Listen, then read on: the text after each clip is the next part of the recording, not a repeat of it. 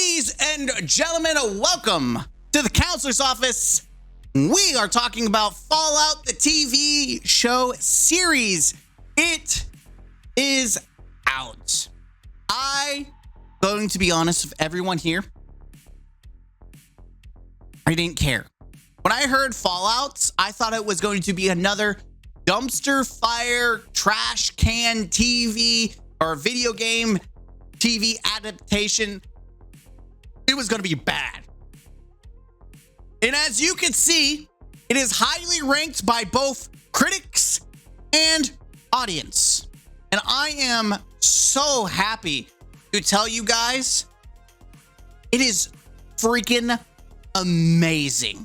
If you don't have Amazon Prime, and if you do, watch it. If you don't, it's almost worth the admission. And Amazon Prime has some really good, like The Boys. If you waiting to get Amazon Prime because you want to see what's worth it, The Boys is fantastic. Invincible is fantastic, and Fallout is fantastic. Trust me, if you want to binge all that a day each month and then cancel Prime for the month, do that.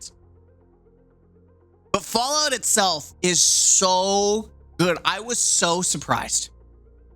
And this Fallout is like let's be honest. Netflix has done adaptations of like animes, right? Animes, and then they did The Witcher, which is based off the books, but also the games, but now it's become a dumpster trash can cesspool of whatever garbage the head lady wanted to make up out of her weird fan fiction. And then you have Halo. Halo, the TV series, is god awful. It is dumpster fire trash. Does it have sprinkles of goodness? Absolutely. But I would rather just watch those clips on YouTube than spend money watching on Paramount Plus or whatever it is. It's god awful. It truly is. But Fallout is the complete opposite.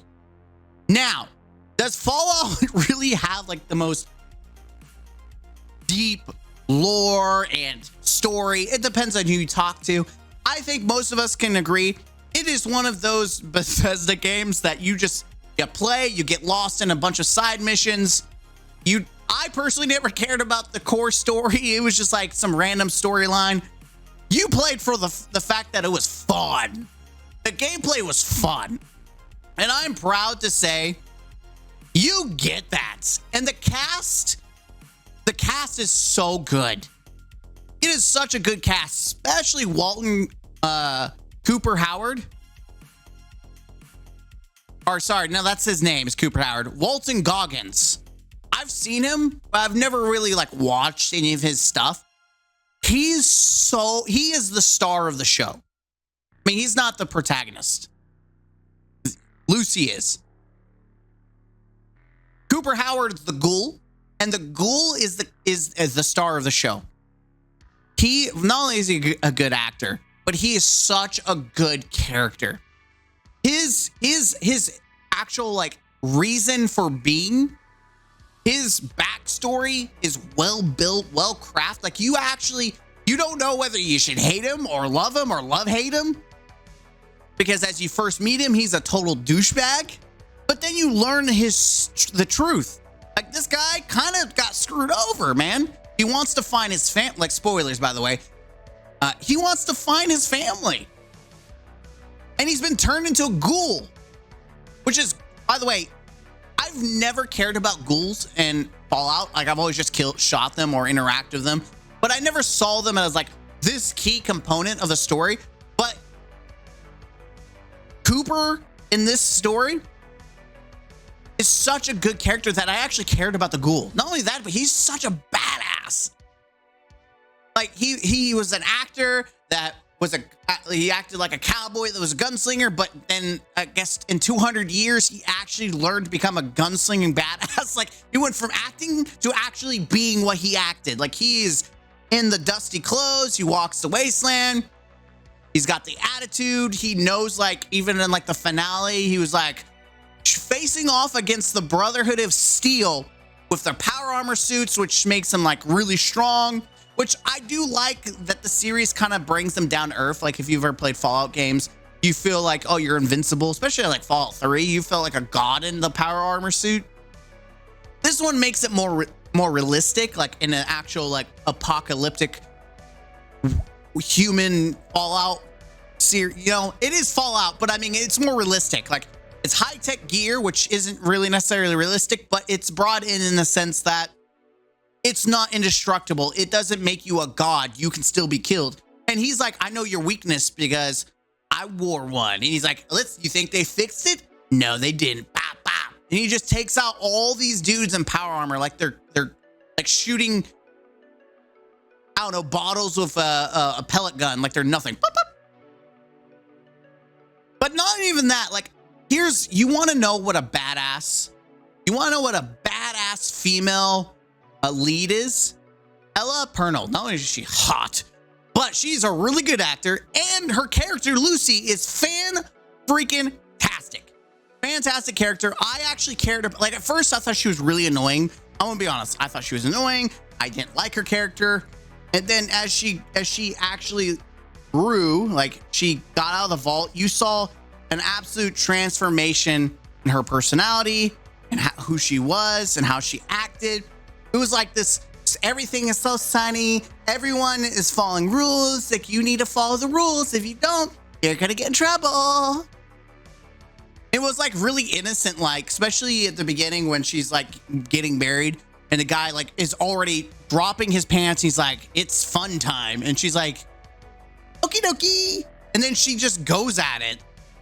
But it's very like innocent.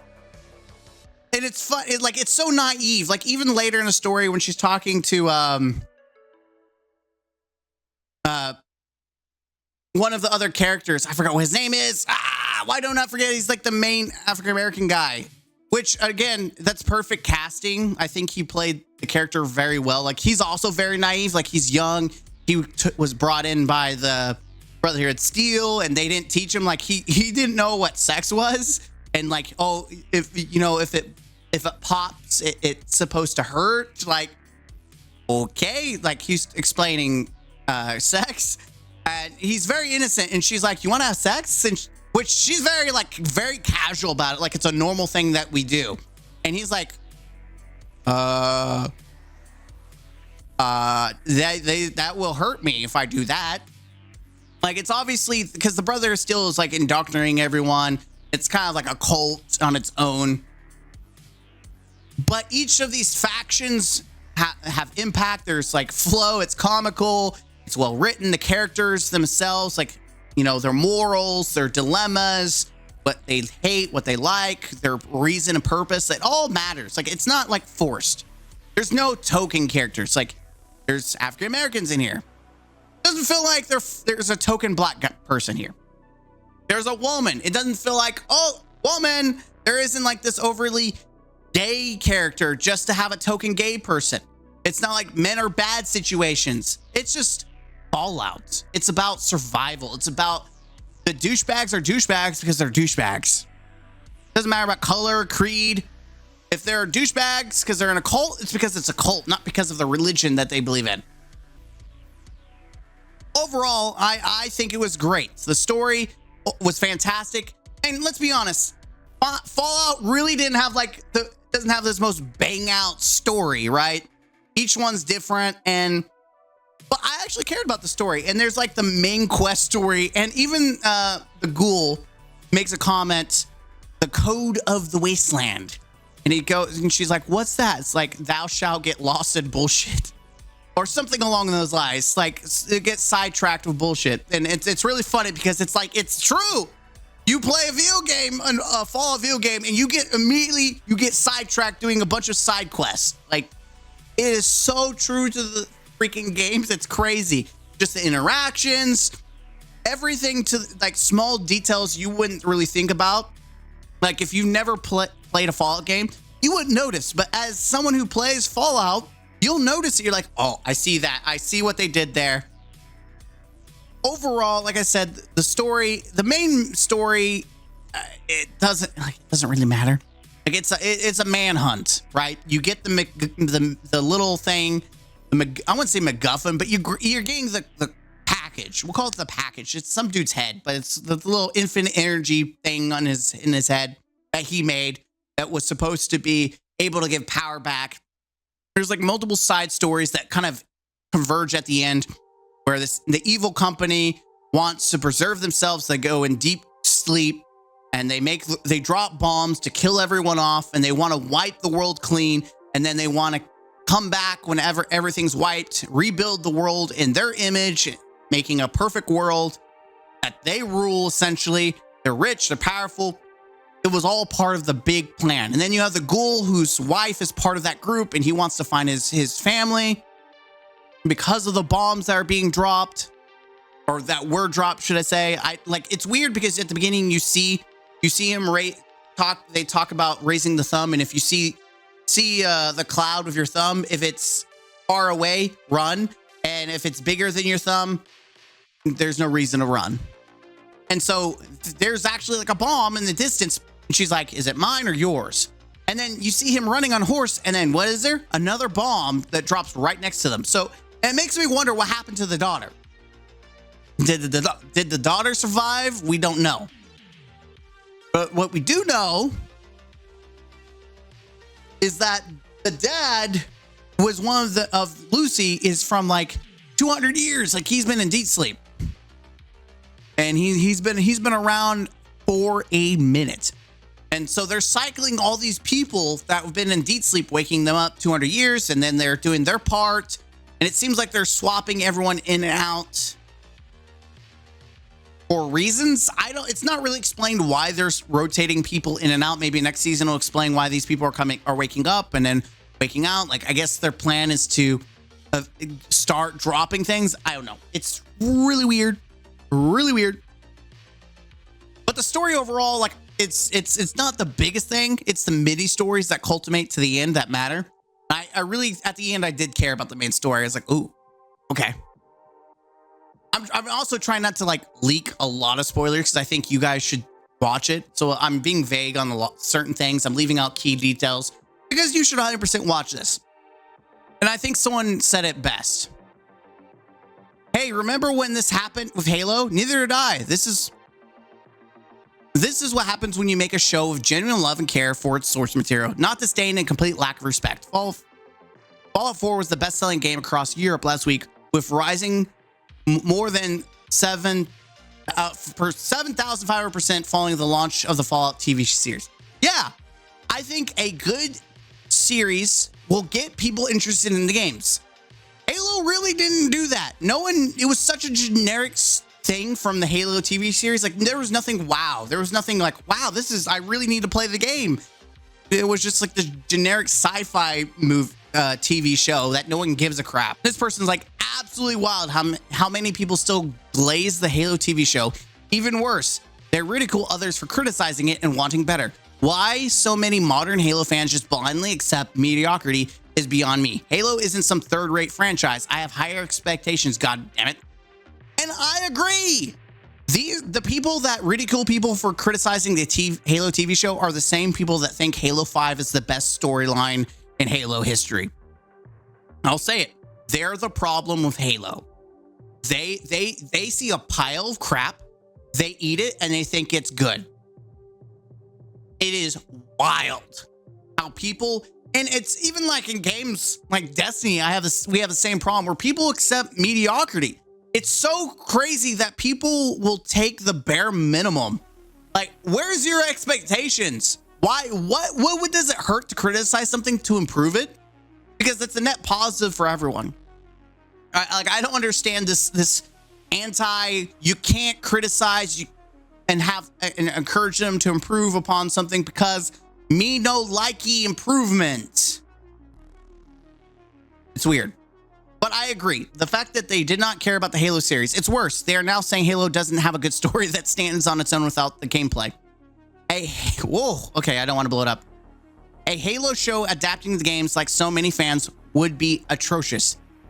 Disregard the fact that barring H2, Halo 2, the Bungie trilogy didn't even have a story serviceable enough to be interesting without good gameplay. Who would play the games after already witnessing what happens?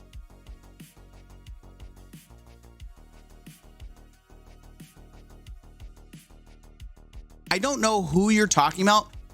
I would love an all-out fight on the ring with a flood.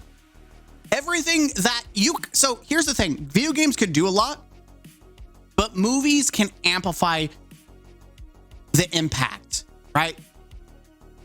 You can see the ring being blown up in Halo, but on the TV screen in 3D, you can see a ring being blown up and coming right at you, right? You can amplify the experience. You can take a story and amplify it. You can go in depth, right? Granted, there's some games that are like 100 hours, like Final Fantasy VII, your Rebirth, you're probably not going to be able to make a movie out of it and give it service. If you were to take the whole story and try to make a movie out of it, you're probably going to cut a lot of things out, and it's probably going to be rushed. But I believe Halo, a very old Xbox game that really doesn't take that long, you could cut out tidbits and get the core story and still amplify it and make it interesting. Like, you don't have to do all 10 story missions of Halo in the TV series, or maybe you do. You can literally make a mission an episode, or make half the missions one season and then the other half season 2, and then you could expand upon it like the books. There's a lot of good story in the books. Like, the books themselves have no games. I don't understand why we don't have a story of the Fall of Reach. How many books are out there? You can literally make a TV show on books that are not represented in the games. I will never understand people who defend this bad TV shows. And if you accept bare minimum, that's all we'll ever get as gamers. Bare minimum representation. Let me know in the comments down below what you think. I think it's a joke. I think we should want more. And I think Fallout, I want Fallout to succeed so much that the developers of the Halo TV show seethe. Why didn't we see that kind of numbers? I hope Amazon does so good with the Fallout series, it forces Paramount to fire every last dumpster fire person on the Halo TV show and get people that actually know the books and the games, and they do some really retcon stuff, and they try to salvage the story. Will we have like Pillar of Autumn? No, they may have to retcon and have the Pillar of Autumn crash off screen or something to have that play part, but they could literally just kick off Halo Season 3 on the ring, just like how the story mission kicks off. They could literally pick up from there and try to retcon everything else. They could do it. We could make it work somehow. Make it to where the Pillar of Autumn crashes, even though Master Chief is already on the ring. You see Pillar of Autumn coming down, and then the crash pods, and so he has to go rescue Marines and get them ready, and then go rescue the captain and all that stuff. Like, obviously Captain Keyes is dead. You know, retcon, say Captain Keyes' brother. He's white or African American or mixed or whatever. I don't care. You can bring back another Keyes. Bring back another Keyes and then make it work. You could retcon a lot of stuff. At this point, anything to salvage the dumpster fire that is the Halo TV series. Fallout, fantastic TV series. Worth the watch, worth your money. I would give this a 9 out of 10. 9 out of 10. It's very, very gracious, but you have to understand we've gotten dog water TV adaptations of video games. This one does a lot of service. There's a lot of nods to gamers out there. If you love Fallout, you should love this. I truly believe this is worth the bacon, worth your money, worth your time. It has funny moments, it has serious moments. Overall, very violent. If you were thinking this is going to be like a rated PG, it is a violent TV show, which is what I want to see in a video game that's rated mature. I'm Mr. Gaming Counselor. Hit that like button, comment down below, and let me know on the YouTube comments what you think as well. Until next time, don't forget to game out.